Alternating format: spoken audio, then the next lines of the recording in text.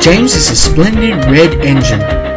He loves his shiny, clean coat of paint and likes everyone to see how special he is. James always likes to talk to his friends and always wants them to know just how useful he is.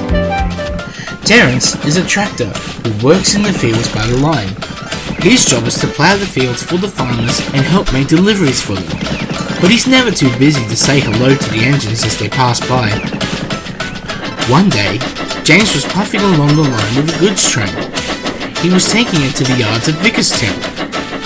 As he puffed past some fields, he saw Terence the tractor in the field by the other side of the line. He was standing still, doing nothing. I'm sure Terence will be happy to see me. James blew his whistle happily. But Terence didn't answer. James was a bit puzzled. Why didn't Terence answer me? That's not like him. When James arrived at the yards, he was still thinking about Terence. Sydney was there. He was sorting out trucks for the mainline engines. Hello, James. What's up with you? You look like you've got a mystery to solve. I sort of have. I think there's something wrong with Terence. He didn't answer me when I whistled to him. What's wrong with that? James told Sydney about what happened when he passed Terence on his journey. Sydney listened carefully. Don't worry, James. I'm sure there's a simple explanation to why Terence didn't answer you. Like what? Well, he might have been asleep. Really, Sydney? At this time of the morning? Well, maybe not, but you see what I mean. Now, please excuse me, I have to get back to work. Sydney went back to shunt some more trucks. James wasn't sure if what Sydney had said was true. Maybe Terence will hear me when I pass him again. I have to go back that way anyway. That afternoon, James collected some trucks of coal from the coaling plant, then set off for the steelworks. He made his way back along the line where he had been that morning. Let's hope this time Terence does hear me. James saw that Terence was by the side of the field this time. Terence was not feeling happy at all. His driver and the mechanic were trying their best to fix Terence's engine. So while this was happening, Trevor the traction engine was doing ploughing for him. Trevor had never done ploughing before, but it felt like a nice change working at the vicarage orchard. It's nice to get out and about once in a while. I'm glad to be out and away for a bit. James puffed closer to a field. He took a deep breath and blew his whistle loudly. But there was no reply. I'll try again. James whistled louder than ever, but still there was no reply. What is Terence doing? Answer me, please! James whistled as loud as he could, but all it did was getting Trevor all confused. What was all that about? Terence? But Terence hadn't been paying any attention. He was too busy thinking about his broken engine. Oh dear, I'll never be back to work at this rate. As James ran at the bend, he went away from the fields. He was very cross. He was so cross, he didn't say a word for the rest of the day. That night, James was still in a grumbling mood at Tidmer's sheds.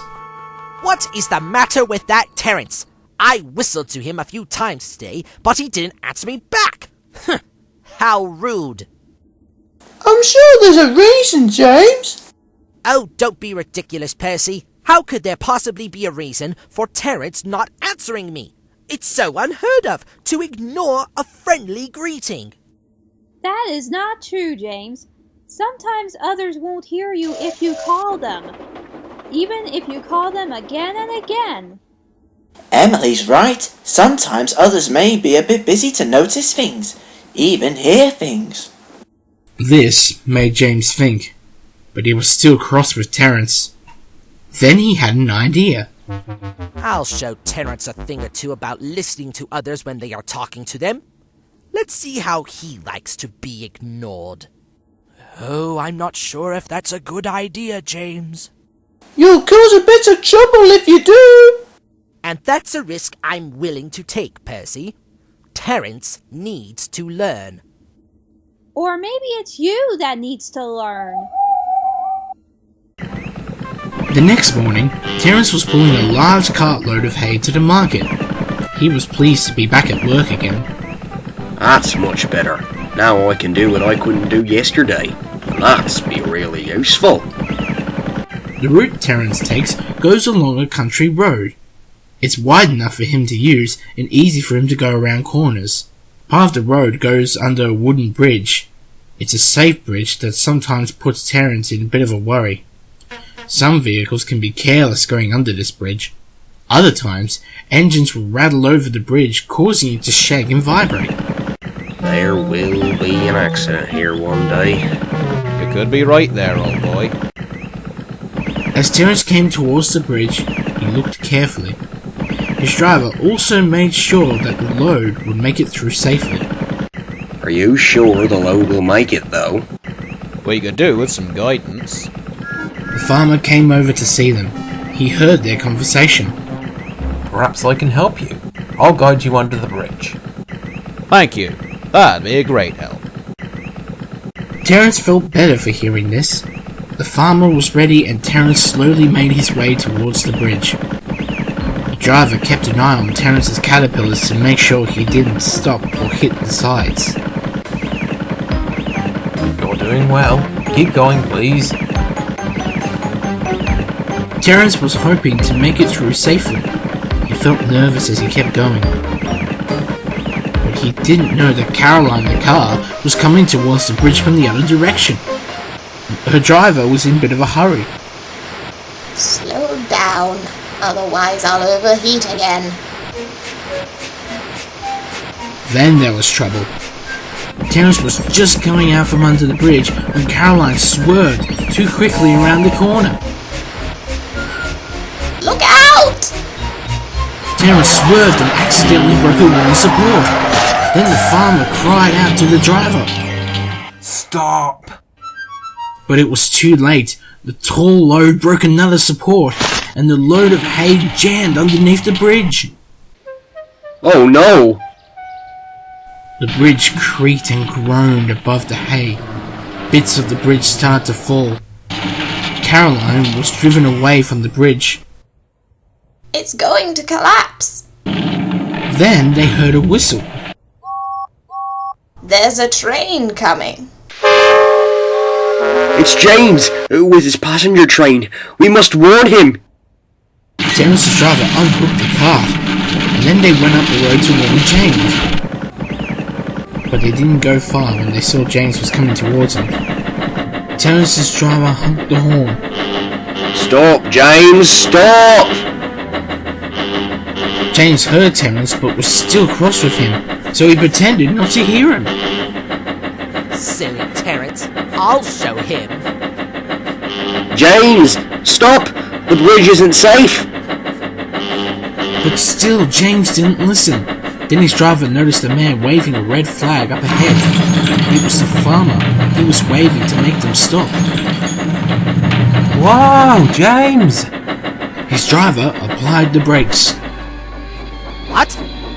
Then James looked ahead and saw the bridge was starting to collapse. The sides fell down onto the road. Yikes! Help me! James shut his eyes. He slowed down just as he came to a stop. The hay bales fell and the bridge collapsed on top of them.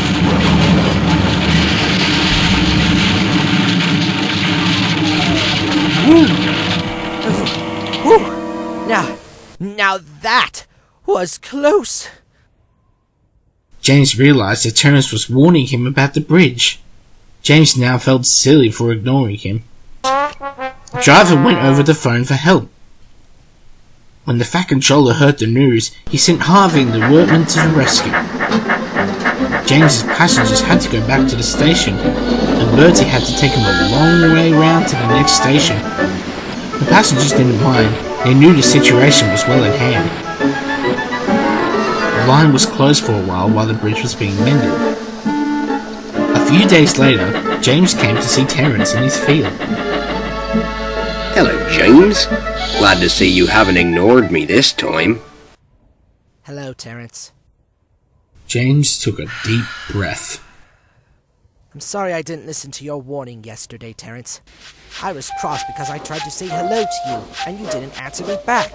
I was blowing my whistle and calling out to you, but you didn't reply. Were you? Oh, I see. Oh, James. I'm sorry, I was having engine problems. Engine problems? Yes, I was having my engine fixed. I felt sad that I wasn't doing any work at all. I guess I was so upset that I didn't hear you. James listened to all this. Now he understood everything.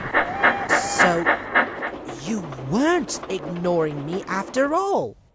Of course not. I would never ignore my friends. Now I see why you didn't answer me. Well, I'll be. Terence laughed. Still, thanks for warning me about the bridge. That's alright, James. I'm glad you're safe. Just then, Percy came along from the other way. He stopped to see James and Terence. Hello, Percy. You were right. Really, James? Yes, there was a simple answer to this whole situation after all. What did I tell you? Nowadays, James and Terence are happy to see each other as they pass by. When James sees Terence in the field, he whistles happily to him. And Terence honks his horn. Both are happy to be friends again, but they both learn never to argue each other ever again, especially when trouble is up ahead.